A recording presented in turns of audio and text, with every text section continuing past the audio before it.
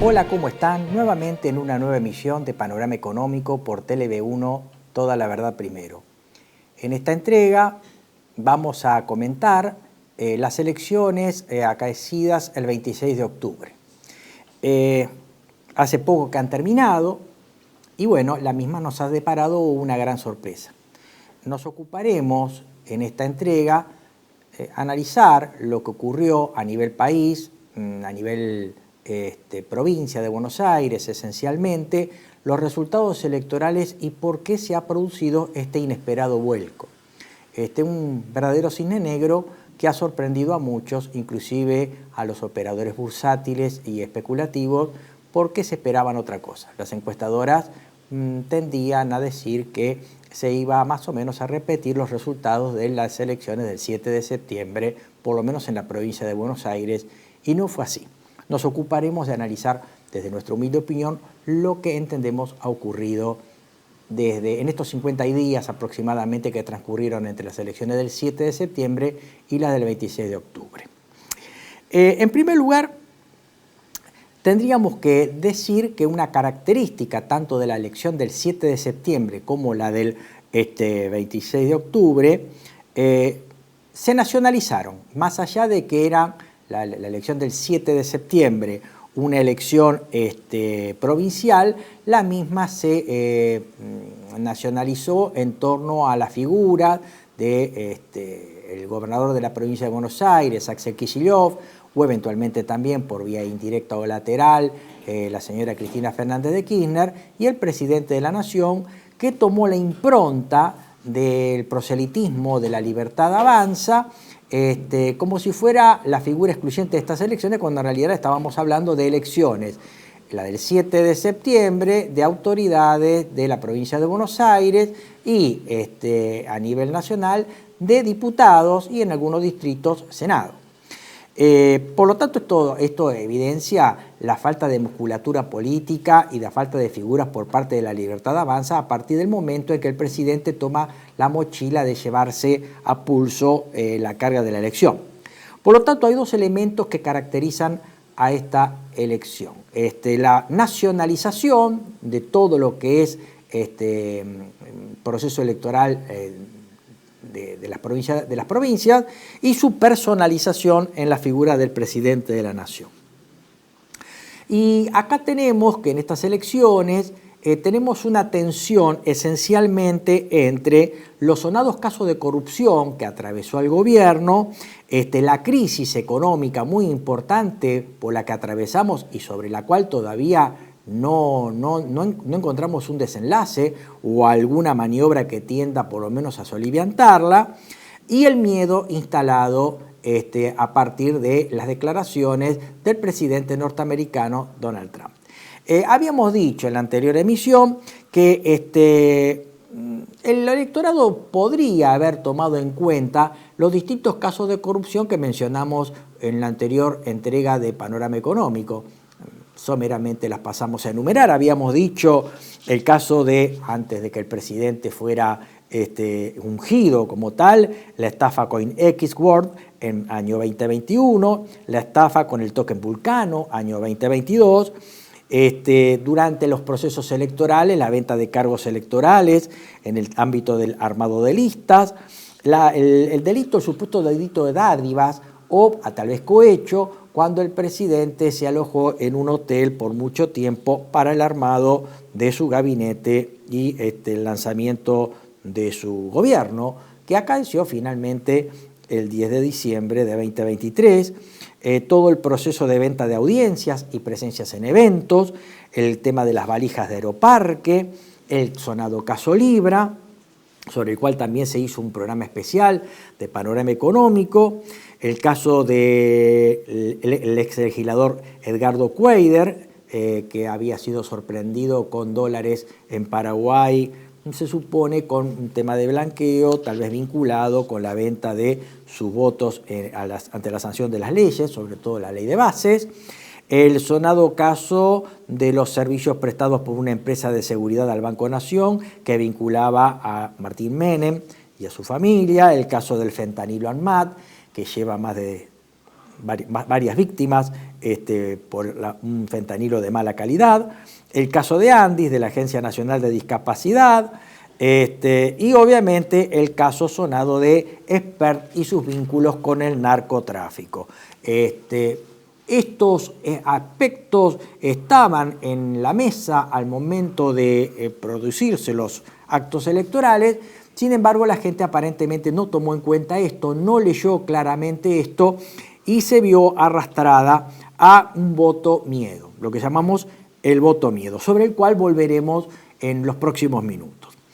En segundo lugar, lo que observamos es un caso de polarización. Ha tenido como resultado estos procesos electorales que hay dos fuerzas que prácticamente monopolizan la atención del electorado. Uno es la Libertad Avanza y la otra es la Fuerza Patria. Podemos llamarlo peronismo, podemos llamarlo kirchnerismo, pongámosle por nombre peronismo o Fuerza Patria. Y a lo que tenemos que agregar en este caso es que hubo también, una vez más, el triunfo de una primera minoría, que es la gente que no fue a votar. O sea, el sistema está falto de legitimación. Las autoridades elegidas tienen un problema grave de falta de legitimidad de origen y especialmente el presidente y la gente que ocupa tanto el Senado como la Cámara de Diputados, porque tienen esta falta de legitimación de origen por el hecho de que la primera minoría es la gente que no va a votar, a la que habría que sumarle la gente que se toma el trabajo de ir, votar en blanco o anular el voto. Veamos. El 19 de noviembre de 2023, el presidente Milei fue ungido como presidente. Lo votaron 14,5 millones de personas. No voy a andar con los números finos para no distraer. Este 26 de octubre lo votaron, si tomamos al país como distrito único, 9.013.000 sufragantes.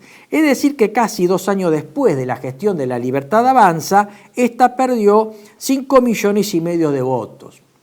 En provincia de Buenos Aires, el primer estado argentino y el principal distrito electoral que explica el 40% del padrón electoral, en las elecciones estas de 2023, obtuvo la Libertad Avanza 4.800.000 y pico de votos y el 26 de octubre obtuvo 3.600.000 votos, o sea que perdió casi en 2 años 1.196.000 votos.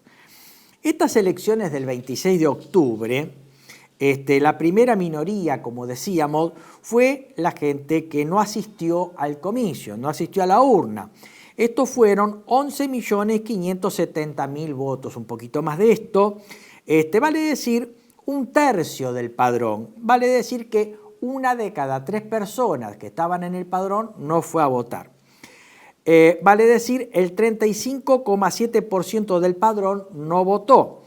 De los 36,5 millones habilitados para votar, solamente asistieron al comicio algo más de 24.263.000 personas. Y obviamente hay que agregar que el 2,46% del padrón fueron votos nulos, o sea, 567.000 votantes, que si lo sumamos a los 11.500.000 que no fueron, estamos hablando de gente que o no fue a votar o voto nulo, estamos hablando de casi un poco más de 12 millones de personas. Tomando al país como distrito único, entonces, y haciendo un ratio de votos emitidos frente al habilitado para votar, tenemos que Milei solo ganó las elecciones con el 26,1%, redondeando 27%, lo cual nos lleva a concluir que menos de 3 de cada 10 argentinos habilitados para votar respaldaron con su voto a la Libertad Avanza. Vale decir, repito, de cada 10 personas, solamente casi 3, menos de 3, votaron a este gobierno. Lo cual esto ya echa por tierra el discurso instalado por los medios hegemónicos y las redes sociales de que este gobierno arrasó en las elecciones. Hablábamos de el tema de la polarización en el electorado entre Fuerza Patria y La Libertad Avanza. Vamos a descender a la provincia de Buenos Aires. No sin antes, más o menos ver cómo quedó conformado el mapa electoral a nivel nacional. En la primera imagen que estamos mostrando vemos las elecciones para diputados nacionales, en donde ahí observamos que la participación fue casi del 68%, esta es planilla oficial, casi el 99,28% de los votos escrutados. Tenemos que lo que está en violeta son los distritos en donde triunfó La Libertad Avanza, incluida la capital federal, y en celeste tenemos lo que tiene que ver con Fuerza Patria. Se ha recontado los votos en La Rioja y bueno, ha arrojado un triunfo para Fuerza Patria, en donde vemos que prácticamente está en las provincias que están en celeste, a la cual también tendríamos que agregar la provincia de Santiago del Estero, que si bien está de color rojo, no podemos negar que los Zamora pertenecen al peronismo, ¿verdad? En la siguiente imagen vamos a ver cómo resultaron los comicios para el Senado. Hay que recordar que no todas las provincias eligieron senador, por eso la mayoría están de color gris. Y ahí tenemos el resultado de las provincias, las que están en violeta, resultaron ganadoras en el comicio por senadores. La provincia de Río Negro es la única celeste, donde triunfa Fuerza Patria, y en rojo está la de Santiago del Estero, ya, pero obviamente reiteramos que ahí podemos decir que también es un voto justicialista por que los Zamora son peronistas en realidad. Ahora vamos a ver qué pasó con la provincia de Buenos Aires. Las siguientes imágenes ya las habíamos pasado en la anterior emisión de Panorama Económico, en donde observamos las elecciones del 7 de septiembre por sección electoral, en donde vemos que solamente La Libertad Avanza había triunfado en 2, en el resto había triunfado Fuerza Patria, que está en celeste. Pero también, y ya vamos a ver la siguiente imagen, ustedes saben que la provincia de Buenos Aires tiene 135 municipios y entonces ahí está la división por municipio de la provincia de Buenos Aires, en donde vemos que La Libertad Avanza en violeta había triunfado en pocos municipios con relación a Fuerza Patria, en donde había triunfado en la mayoría de los municipios. Ven que la provincia de Buenos Aires está toda en celeste. Nos vamos a quedar en la memoria con esta imagen de las elecciones en la provincia de Buenos Aires del 7 de septiembre y pasamos a la siguiente imagen, en donde vemos esta última imagen comparado con lo que ocurrió en las elecciones del 26 de octubre, en donde súbitamente, 50 días después, casi toda la provincia de Buenos Aires se tiñó de violeta. Vamos a ver después, o tratar de desentrañar, qué es lo que pasó. Quedándonos en la provincia de Buenos Aires, se trata de explicar por qué hubo este vuelco desde el punto de vista de la relación con otras fuerzas.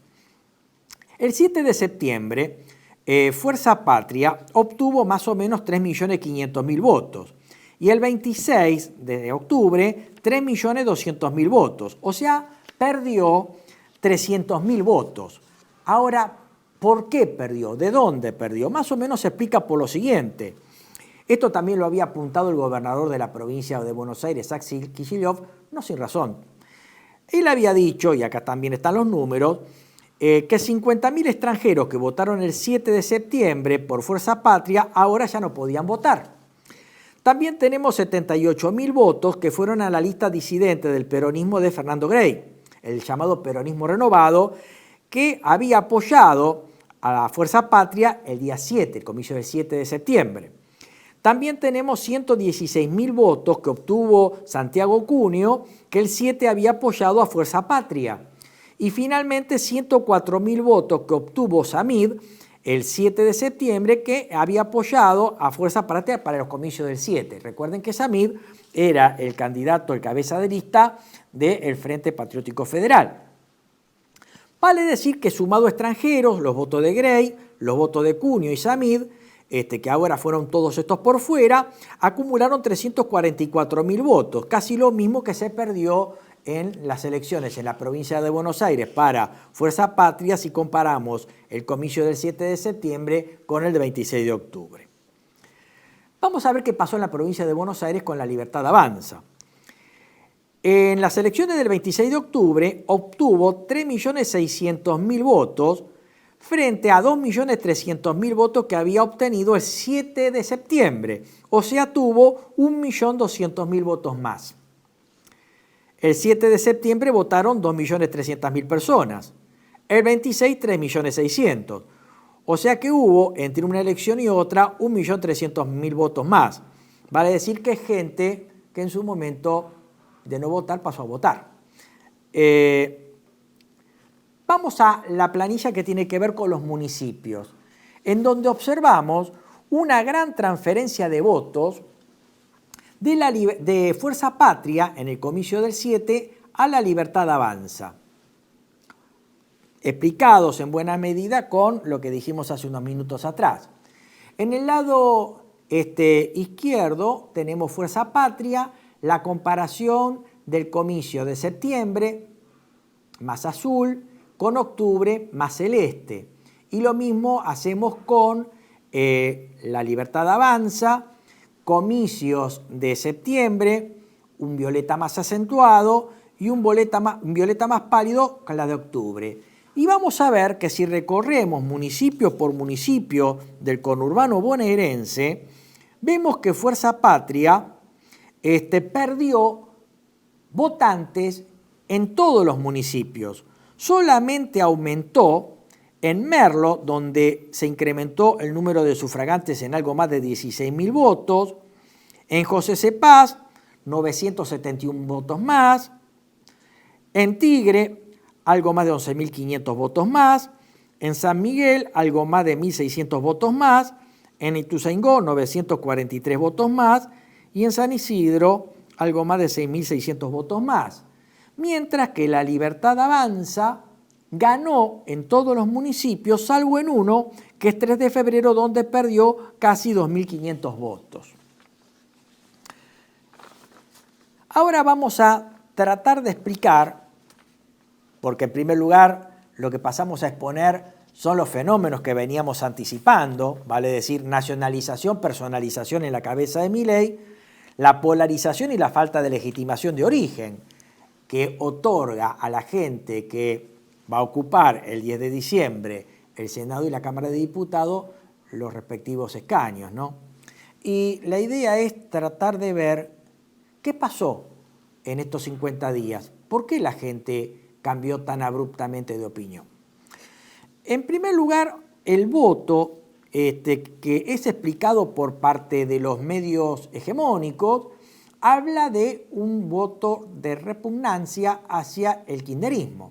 Entonces tratan de instalar de que la gente no quiso volver al pasado, en parte era el spot publicitario de la campaña de Milei, donde Milei aparecía en un primer plano, luego de unas pequeñas palabras del candidato distrital de turno, en donde él exhortaba a votar a La Libertad Avanza porque había que seguir avanzando y un voto en contra significaba volver al pasado, o sea, volver al kirchnerismo, ¿no es cierto? Esto sería cierto si el voto adverso al kirchnerismo también hubiera hecho mella en las elecciones del 7 de septiembre, cosa que no fue así. Ya hemos mostrado los mapas cómo el peronismo, kirchnerismo, como ustedes quieran llamarlo, predominó por lo menos en la provincia de Buenos Aires en las elecciones del 7 de septiembre. Es decir, que si hubiera sido por ese voto para no volver al pasado, las elecciones del 7 de septiembre no hubieran tenido el resultado que se ha verificado. Sin embargo, hay sí un cambio muy importante entre los resultados del 7 de septiembre y las elecciones del 26 de octubre, tanto en la provincia de Buenos Aires como a nivel país. Por lo tanto, otra cosa pudo haber ocurrido que generó ese vuelco del votante hacia La Libertad Avanza. Y yo lo explicaría por un fenómeno del llamado voto miedo. Ustedes recordarán que nuestro país está recibiendo un salvataje por parte del gobierno de Estados Unidos. Nuestro país había tenido un primer salvataje en abril de este año con un préstamo otorgado por el Banco Mundial, el BID, la CAF, dos repos y el Fondo Monetario Internacional, que se dilapiraron en poco tiempo. A los 5 meses estamos nuevamente al borde de una crisis de balanza de pagos, al borde de un default soberano, hasta que intervino el secretario del Tesoro norteamericano, Scott Bessent, prometiendo una ayuda importante para el país, que finalmente desembocó hacia una línea de swap por 20.000 millones de dólares que anuncios posteriores se incrementaron en 20.000 millones de dólares más. A esto se agregó una inédita intervención en la historia económica argentina del secretario de Tesoro norteamericano en el mercado cambiario, a través de determinados bancos, Santander, Citi, JP Morgan, que trató de aquietar el mercado cambiario sin éxito, porque en realidad la divisa siguió subiendo, y hoy en día también estamos viviendo una inestabilidad cambiaria que evidentemente tras las elecciones ya no se las podemos adjudicar o endosar a los 12 años de kirchnerismo, los 4 años de Alberto Fernández. Lo que ocurre sí es que esta ayuda, el presidente Trump la supeditó a que el presidente ganara estas elecciones. O sea, una especie de ganen o mueran. O siempre los voy a apoyar siempre que ganen. Si no son victoriosos, me retiro. Trump en ese sentido se comportaba un poco cuando, ustedes recordarán, protagonizaba la serie El Aprendiz. Él era un resultadista extremo. Aprendiz que no cumplía con los objetivos que le daba Trump, estaba despedido o estaba fuera. Trump un poco con su gestión, sobre todo con personajes como Milley o como Zelensky, se comporta en parte como protagonista de esa serie El Aprendiz. Y obviamente Trump dijo, bueno, si ustedes no ganan, nos vamos, porque sería volver al comunismo, ¿verdad? Esto creo que hizo mella en el electorado del país, que está viviendo una gran crisis económica. Hay mucha gente que está desocupada, sin empleo, con ingresos que han caído en términos reales frente a la inflación y con gente que está muy endeudada. De hecho, ya ha llegado casos de que la gente directamente compra en cuotas alimentos, no logra pagar la deuda en tarjeta de crédito, paga el mínimo y obviamente hace que esta situación de rojos en las economías domésticas en algún momento va a estallar, porque si yo estoy pagando alimentos en cuotas, tarjeteo, pago el mínimo, en algún momento esta situación va a ser insostenible. Y obviamente ante este escenario de abismo y catástrofe que auguraba Trump si el país no votaba a La Libertad Avanza, creo que llevó a la gente a tomar este voto extorsivo, a acumular miedo y por ese miedo volcarse al voto a La Libertad Avanza. Esto no es nuevo, esto me hace acordar a las elecciones de 1995 que dieron la reelección a Carlos Saúl Menem, que se lo llamó el voto cuota o el voto licuadora. En el año 1995 ya regía la Constitución reformada en 1994 que habilitaba la reelección del presidente, en este caso Carlos Saúl Menem. Estábamos en el medio del efecto tequila, que también contagió a nuestro país, la crisis de balanza de pagos y de endeudamiento de México, y obviamente las elecciones que determinaron que Menem fuera reelegido. La gente, tras la expansión que se había dado en la economía, tras el establecimiento de la ley de convertibilidad, generó un fuerte shock de consumo que dinamizó toda la economía hasta el año 93. Se agotó, se amesetó en el año 94 y después obviamente tenemos el efecto de la recesión del tequila en el año 95. La economía toda, no solamente la empresaria, sino también la doméstica, estaba altamente endeudada porque buena parte de ese consumo no se había dado solamente a través de la recuperación de los stocks salarios, producto del derrumbe de la tasa de inflación, sino que también se dio por el hecho de que la gente se endeudó para consumir. Había mucha gente que estaba con créditos hipotecarios tomados, estaba pagando en cuotas su automóvil, su moto, viajes en el exterior, consumos conspicuos, etc. O sea, las economías domésticas y también las empresas estaban altamente endeudadas y finalmente se vieron, por así decirlo, obligadas ante el miedo de que el sistema colapsara a ratificar su confianza al presidente Menem. Fue una especie de voto cuota o voto miedo, que también se terminó reeditando hacia 1999 en las elecciones en donde de la Rúa, la alianza terminó llegando a la presidencia de la Nación. Recuerden ustedes que uno de los últimos spots publicitarios del presidente de la Rúa fue "Conmigo, un peso, un dólar", lo que significaba que ratificaba la convertibilidad y el estado de cosas. La gente estaba viviendo una gran recesión, estaba muy endeudada, por lo tanto el voto de la gente terminó volcándose hacia el presidente de la Rúa, que sin plan B, sin una alternativa a la salida de la convertibilidad, que ya estaba dando muestras de un total agotamiento y una economía totalmente endeudada, ustedes saben cómo terminó esto, más allá del blindaje por 40.000 millones de dólares anunciado en diciembre de 2023, el presidente de la Rúa se vio obligado a renunciar un 21 de diciembre de 2001 tras una gran crisis social que cobró, se dice oficialmente, 40 muertos. Por lo tanto, acá lo que observamos nuevamente es una suerte de voto extorsión, vota a Milei, si no me voy y esto colapsa. De hecho, el presidente Trump dijo que nuestro país estaba luchando por sobrevivir y que estábamos poco menos que muertos, ¿no es cierto? Y el miedo del electorado a una crisis. En consecuencia, la gente se ha movido electoralmente por miedo a una catástrofe. Por lo tanto, transforma este voto en un voto miedo, en un voto coyuntural, atendiendo a su particular situación y tratando de tirar para adelante una eventual crisis, ganar tiempo o fundar este voto en un irracional voluntarismo y fe. Una especie de las cosas pueden salir bien, en el futuro las cosas pueden cambiar, quiero creer, tal vez las cosas en más adelante mejoren y cosas así por el estilo. Por lo tanto, debemos echar por tierra y rechazar de plano aquellas posturas establecidas por los medios hegemónicos. Por ejemplo, traigo a mi memoria lo que decía el periodista Rossi, de cuño liberal, en La Nación Más, donde se hablaba que el pueblo había plebiscitado el nacimiento de una nueva era, o sea que había plebiscitado a Milei. Hablaba de una histórica victoria de la libertad avanza y que el pueblo había plebiscitado el cambio en la figura del presidente Milei.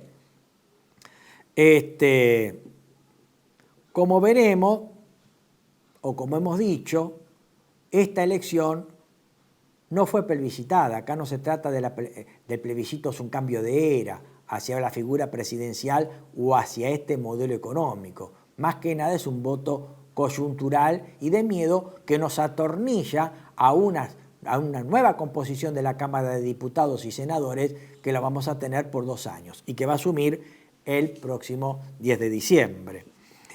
El voto miedo proyecta un irracional voluntarismo del quiero creer o intertemporalmente voy a estar bien.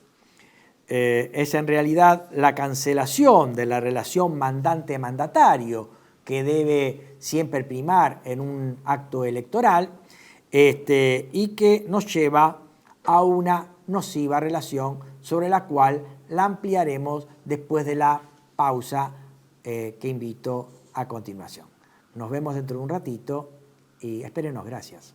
Residencia como en casa, siempre contigo. Es un hogar habilitado en la ciudad de Buenos Aires con más de 30 años de experiencia en el cuidado de adultos mayores. Ubicada en el barrio de Villa Real, en pasaje Francisco Bauzá 2372, casi esquina Tinogasta. Ofrecemos atención personalizada y un ambiente cálido para nuestros abuelos. Contamos con habitaciones premium, con baño privado y TV por cable, menú supervisado por nutricionista, cocina de primera calidad, jardín terraza para el esparcimiento y conectividad para videollamadas y llamadas telefónicas. Además, ofrecemos servicios opcionales como peluquería personalizada y confección de ropa a medida.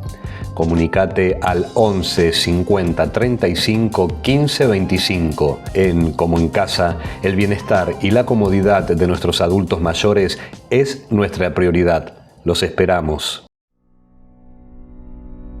Tele-V1 se complace en anunciar que estará transmitiendo en su canal Tele-V1 Clips valiosos programas emitidos antes de la censura sufrida. El lienzo prohibido, el revés del derecho, combates por nuestra historia, disenso, historias de Malvinas, entre otros que podrán encontrar en este enlace.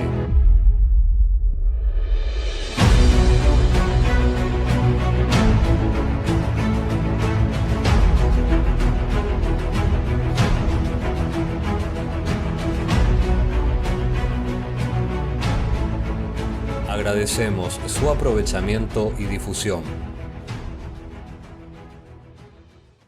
Bienvenidos a CEPA, Centro de Estudios del Pensamiento Americano. Nuevo sitio web de cursos de formación en política, filosofía, historia, literatura, geopolítica, religión, psicología y más. Cursos de formación que reflejan el verdadero pensamiento americano. Lo invitamos a elegir el curso de su agrado ingresando en www.cepa.la.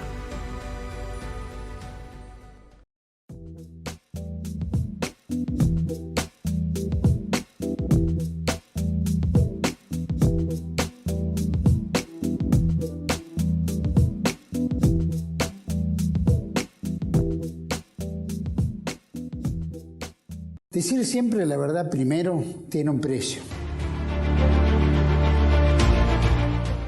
Dependemos de tu ayuda. Tele-V1, toda la verdad primero.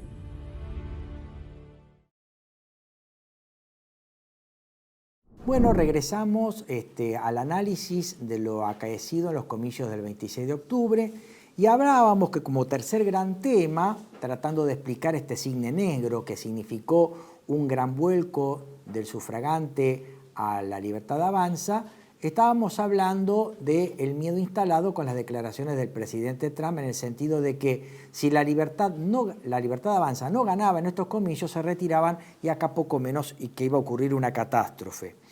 Y hablábamos de este voto miedo, ¿no es cierto?, que en realidad me parece que mejor explica el comportamiento del electorado antes que un racional o visceral odio al cristianismo. Porque ustedes fíjense que según vimos, el peronismo en realidad conservó el caudal electoral, habrá perdido unos 300.000 votos en la provincia, pero en realidad lo que terminó volcando esto masivamente hacia la victoria de la Libertad Avanza fue este voto miedo, ¿no es cierto? Entonces decíamos que este voto miedo proyecta un irracional voluntarismo hacia el quiero creer. Intertemporalmente voy a estar bien. Una especie de síndrome de Estocolmo donde el masoquista termina eligiendo a su sádico perverso. ¿Por qué? Habíamos dicho antes de la interrupción del programa para el corte comercial.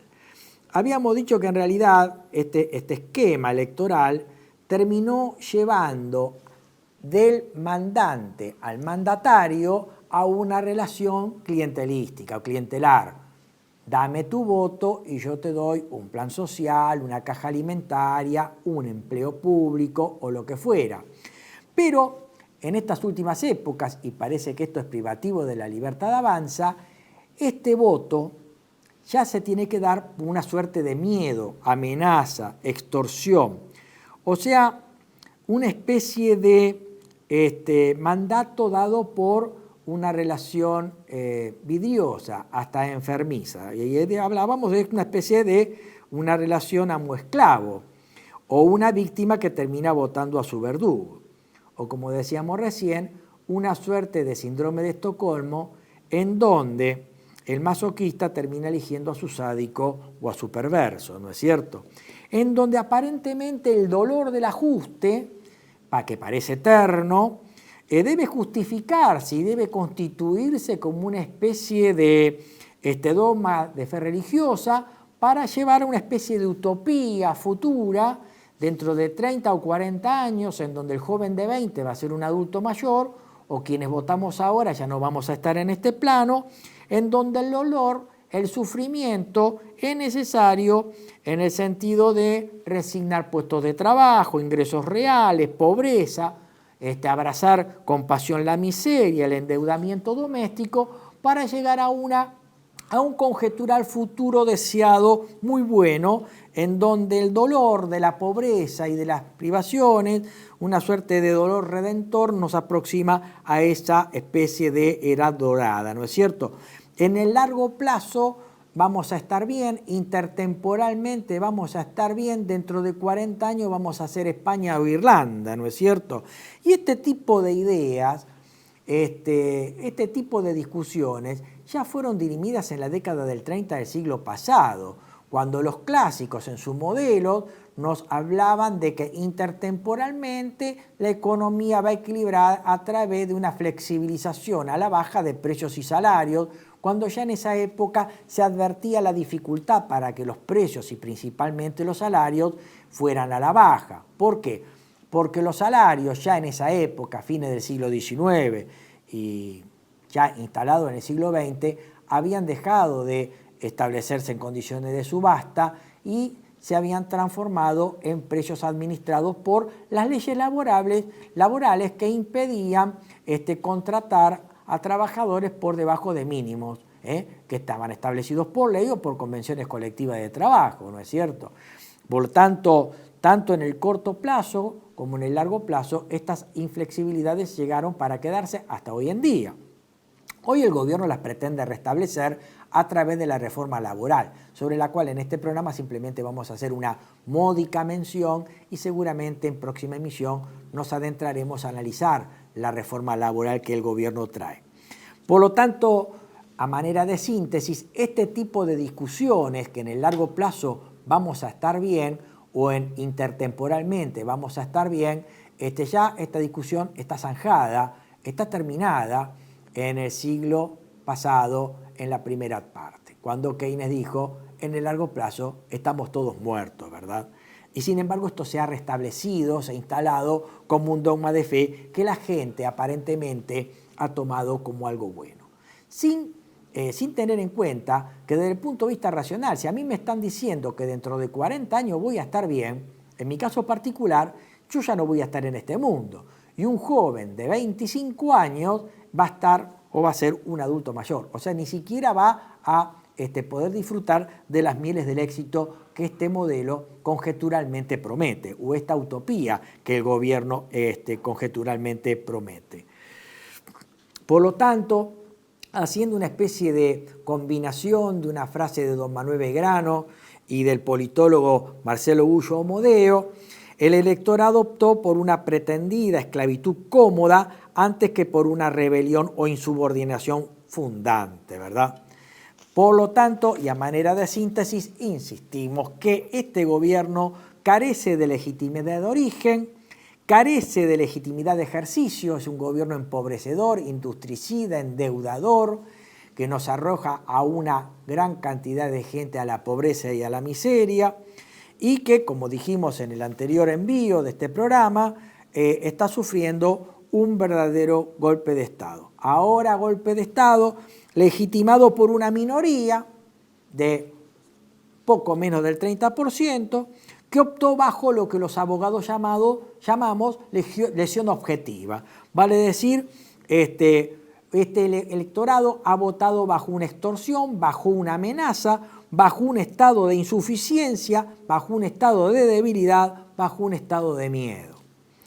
Hecho por esta verdadera ingeniería social. No es un miedo de armas, de fusiles, de bayonetas. Es el miedo a estar peor, pese a que actualmente estoy más pobre o directamente como una comida diaria, o tal vez menos, ¿no es cierto? Por lo tanto, estamos asistiendo a una suerte de validación y legitimación de este perverso panorama por parte de los medios hegemónicos de comunicación y redes sociales que nos tratan de convencer que este gobierno elegido por el 27% está en el mejor de los mundos y nos promete el mejor de los mundos, y que estamos a las entradas de una nueva era dorada. Es la preeminencia de la creencia por sobre la cruda realidad. Es la preeminencia de la creencia por sobre la ciencia. Es la posverdad en su máxima plenitud. Este financierismo tomado a pie juntillas como dogma religioso nos genera un ajuste permanente y un dolor pacíficamente aceptado por la gran multitud de sufragantes y sufrientes de este modelo, en donde la voluntad del voto es suplantada por el aparente bienestar que nos transmiten los medios de comunicación y los periodistas afines, y las redes sociales bancadas por nuestros impuestos, ¿no es cierto? Es ilusoria esta participación del 27%, sin embargo nos hacen creer que en realidad quien ha votado es una gran mayoría. Es como una especie de burbuja financiera, pero es una burbuja sociológica que, como toda burbuja, en la mayoría de los casos, termina estallando. En el caso de la economía, termina estallando con una gran depresión de precios. Y desde el punto de vista social, esto termina estallando con un grito de hambre, con un estallido social y con una crisis política. Lo que quiero decir es que este aparente beneficio electoral al que nos asomaríamos después del 10 de diciembre es totalmente ficticio, inconsistente e incongruente.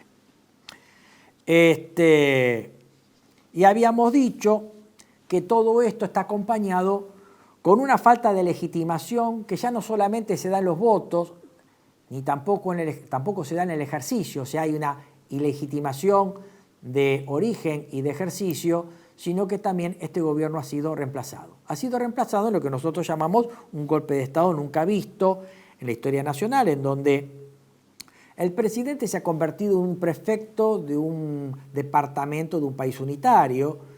El presidente es un mero CEO de los designios del presidente norteamericano Trump. El secretario del Tesoro norteamericano digita la política económica, tratando de indicar que con China podemos comercializar bienes, pero no podemos, molestaría mucho a Estados Unidos, que comercialicemos armas, bases militares,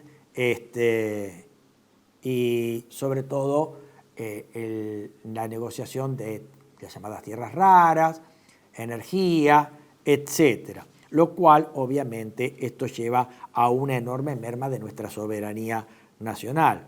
En esto consiste el respaldo de Estados Unidos, en una pérdida de soberanía nacional. Y obviamente Argentina no constituye un interés permanente para Estados Unidos. Antes bien, este presidente es una especie de emergente coyuntural que Estados Unidos está aprovechando. ¿Para qué? Para exhibirlo como modelo en los demás países de la región y evidentemente también para atornillar intereses económicos con miras a energía, litio, cobre, petróleo, gas, control del sur del continente americano, sobre todo en lo que se refiere a los grandes pasos al comercio internacional. O sea, estamos hablando del Estrecho de Magallanes, Canal de Beagle, Cabo de Hornos y Estrecho de Drake, ¿no es cierto? Obviamente también Estados Unidos está haciendo lo mismo, tratando de poner pie sobre el Canal de Panamá. Y ante un eventual calentamiento que lleve a deshielos del norte, tratar de poner pie también en intereses norteamericanos en un futuro, en una futura navegabilidad o intercambio comercial que se dé en el Ártico. Para eso en su momento ha propuesto la adquisición de Groenlandia a Dinamarca o invitar a Canadá para que se constituya en el Estadio 51 de Estados Unidos, ¿no es cierto? Más allá de esto, Estados Unidos también tiene un frente interno muy importante porque está sin presupuesto, está en shutdown, y este tipo de ayudas está generando fuertes críticas en el interior de Estados Unidos. más allá de que este frente interno lo tiene abierto con la oposición dentro del mismo bloque republicano y obviamente respecto a los demócratas.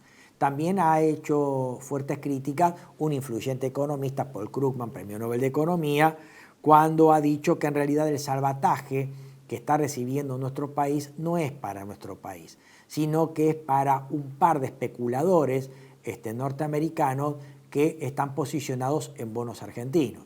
Específicamente, Krugman se ha referido a Rob Citrone, obviamente amigo y ex socio de Scott Bessent, que dicho sea de paso, Scott Bessent fue ideólogo en 1992, cuando trabajaba para George Soros, para especular en contra de la libra, que como estaba sobrevaluada se esperaba una devaluación, y eso provocó una especulación en contra de la libra que hizo quebrar en ese momento al Banco de Inglaterra.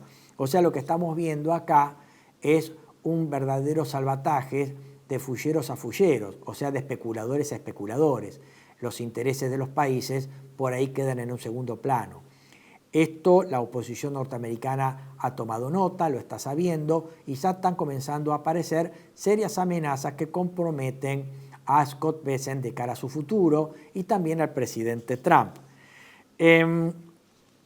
Por otro lado, como nuestro país no constituye un interés permanente para Estados Unidos, vemos que la política exterior norteamericana, por lo menos para nuestro país, que es lo que nos interesa, es bastante poco inteligente, porque esta relación extorsiva que conlleva la intromisión de Estados Unidos en asuntos políticos internos y en asuntos económicos del país, puede generar una fuerte oposición antinorteamericana, que últimamente aparecía hasta bastante apagada, ¿no es cierto? Más allá de la docilidad de buena parte de nuestra clase gobernante y de nuestros sufragantes que a través del voto miedo están avalando hasta el momento esta suerte de alianza coyuntural del miedo, ¿no es cierto?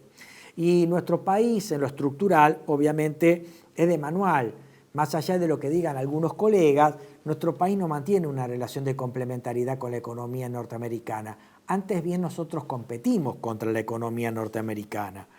Y por otro lado, esto ya lo habíamos dicho en otra oportunidad, tenemos dos presidentes con dos posturas en la economía totalmente divergentes.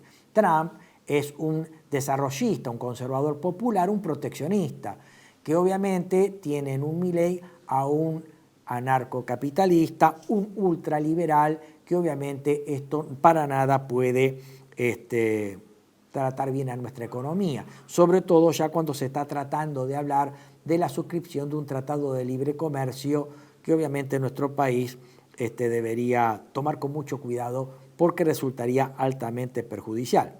De hecho, en la Cancillería han puesto a una persona que está muy vinculada con la JP Morgan. Casi todo el Ministerio de Economía está vinculado con el JP Morgan, ¿no es cierto?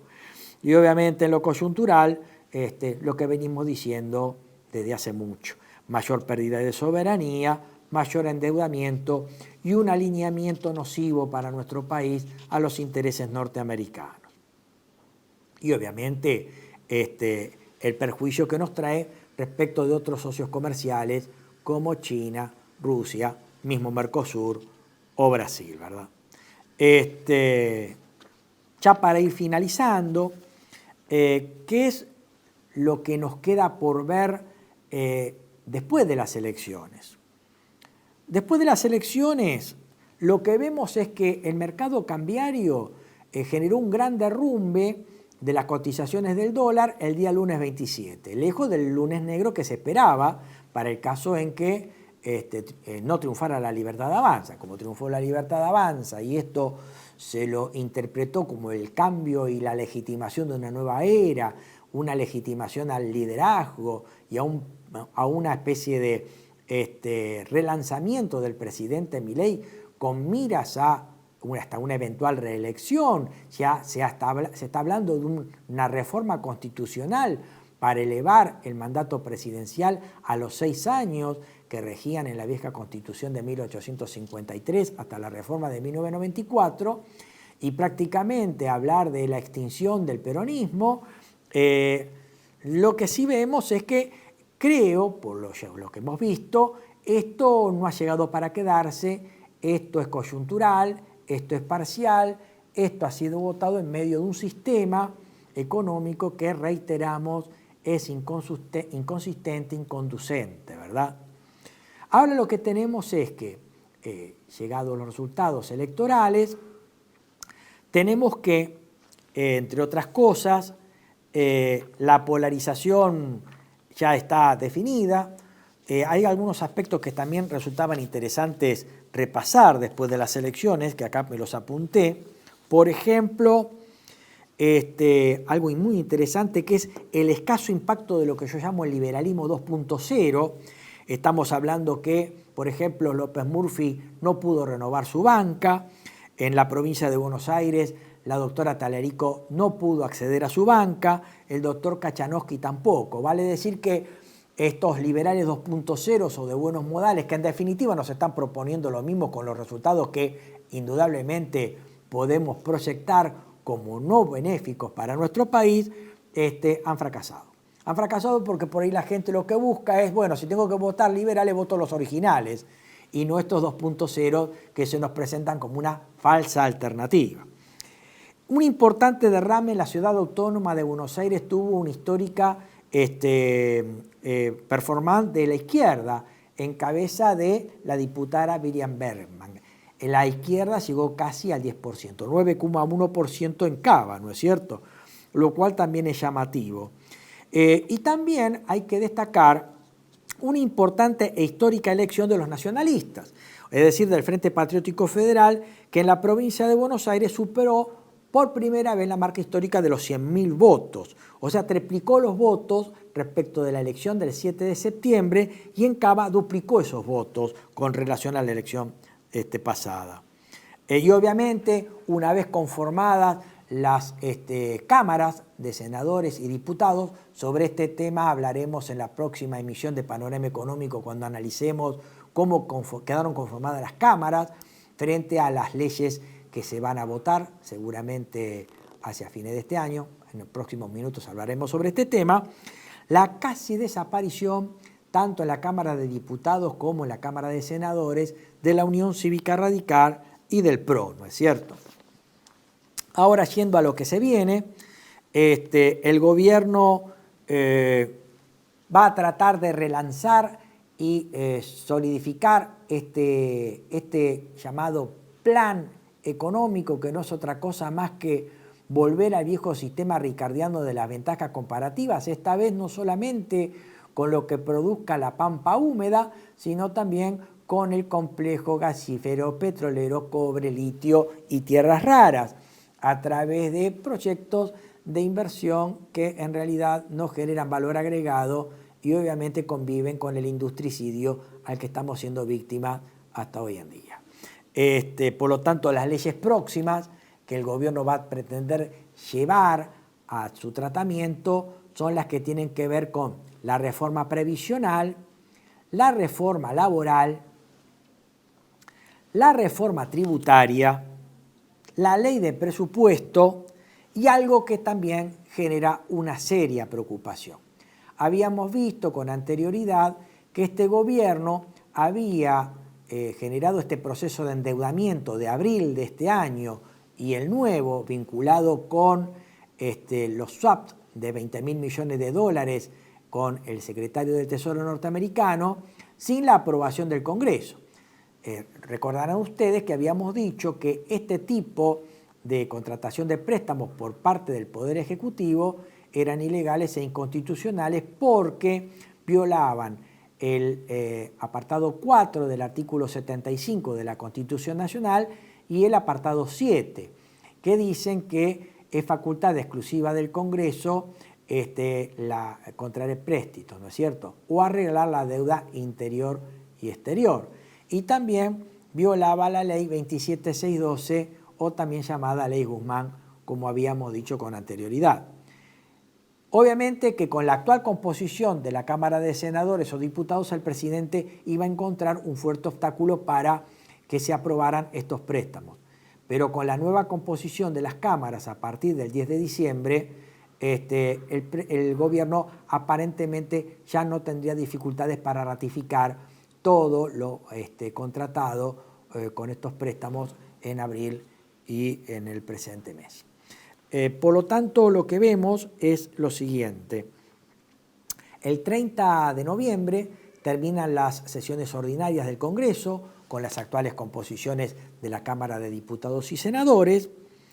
El 10 de diciembre van a asumir los nuevos diputados y senadores con las nuevas composiciones, en la cual, esto es muy importante aclarar, que La Libertad Avanza se aseguró el tercio que le permitirá blindar los vetos presidenciales, ¿no es cierto? El veto presidencial a una ley, el presidente la va a vetar y con el tercio que tiene ya directamente va a poder asegurar que la oposición no se salga con la suya. Por lo tanto, si tenemos en cuenta que el 30 de noviembre terminan las sesiones ordinarias y que recién el 10 de diciembre van a asumir los nuevos diputados y senadores, estos van a asumir una vez que las sesiones ordinarias han terminado. Por lo tanto, lo que vamos a ver es que seguramente el presidente mandará estas leyes, las repasamos, ley de presupuesto, reforma previsional, reforma laboral, reforma tributaria y eventualmente también la ratificación o el visto bueno de todo lo contratado por el gobierno respecto a los préstamos tomados desde abril hasta el presente, de acuerdo a la nueva composición de ambas cámaras y obviamente en sesiones extraordinarias, lo que nos hace ver que vamos a tener un verano bastante complicado en materia política, bastante complejo. Esto no pasa inadvertido por parte de la administración Trump, pese a que en el frente interno están tambaleando, ha considerado que esta victoria es propia. Al lunes 27, y enterado el presidente Trump de los resultados de las elecciones, celebró las mismas diciendo, abro cita, fue realmente inesperado tener una victoria así. Fue una gran victoria en Argentina. Quiero felicitar al vencedor y fue un gran vencedor que tuvo mucha ayuda de nosotros. Dice después, le di un respaldo, un fuerte respaldo. Fue realmente inesperado tener una victoria así. Algunas personas pensaron que sería difícil ganar y no solamente ganó, sino que lo hizo por mucho. Dice más tarde el presidente Trump, obviamente apropiándose él de la victoria obtenida. Dice, Argentina tuvo un gran logro y le doy a Scott, por Bessent, y a James y a Marco, por Rubio, mucho crédito por esto, porque nos estamos aliando con muchos países de América del Sur. Estamos enfocados en América del Sur y estamos teniendo un fuerte manejo allí de muchas maneras, incluido el hecho de que no queremos sus drogas entrando a nuestro país. Esto quiere decir que el presidente Trump está utilizando a nuestro país como una especie de experimento, un experimento que trata de proyectar una especie de ejemplo, país ejemplo, al resto de los países de la región. Estados Unidos no viene por los intereses argentinos, sino también evidentemente por los intereses de otros países, ¿no es cierto?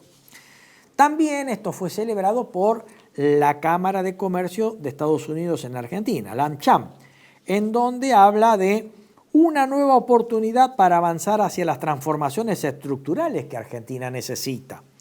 Dice más tarde, alcanzar la estabilidad macroeconómica y la desregulación han sido un gran logro de los primeros 2 años de la administración del presidente Milei. Sin embargo, Argentina necesita mejorar su competitividad, modernizar su infraestructura, simplificar su sistema tributario, adecuar las normas sobre las relaciones laborales modernas e impulsar la formalidad laboral y fiscal. Por lo tanto, esto es un poco el estado de arte que tenemos, ¿no es cierto? A manera de conclusión y ya para finalizar, tenemos que estas elecciones del 26 de octubre, en primer lugar, siguieron teniendo esta idea de legitimar al presidente quien ha personalizado las elecciones como propias, se han polarizado, han generado la práctica desaparición en la Senado y en diputados de radicales y el PRO, y obviamente quienes forman parte del establishment consideran que estas elecciones de medio término han plebiscitado la gestión de Milei y han legitimado el inicio de una nueva era que aparentemente ha llegado para quedarse para siempre. Sin embargo, nosotros advertimos que las elecciones del 26 de octubre significó el respaldo coyuntural a partir de un voto extorsión, de un voto miedo, que ha llevado a un cambio de la composición del Parlamento y que atornilla al mismo por 2 años conforme a las nuevas composiciones que ambas cámaras tienen, ¿no es cierto? No vemos esto como consistente porque el plan económico sigue siendo el mismo e insustentable, plan económico que en lo coyuntural se revierte, como venimos diciendo, en un plan económico, financiero, rentístico y especulativo que no hace otra cosa más que generar rentas en pesos para pasarse a dólares y fugar. Y obviamente esto necesita un estado de endeudamiento permanente, en donde este gobierno, sus acólitos, sus colaboradores y sus seguidores no hacen otra cosa más que periódicamente festejar endeudamiento y soslayar el triste y dramático saldo social que este tipo de políticas dejan a nuestros compatriotas. Espero que esto haya sido de la utilidad de todos ustedes. Los esperamos con los brazos abiertos en la próxima edición de Panorama Económico por el canal Toda la Verdad Primero. Nos vemos y que Dios nos ampare.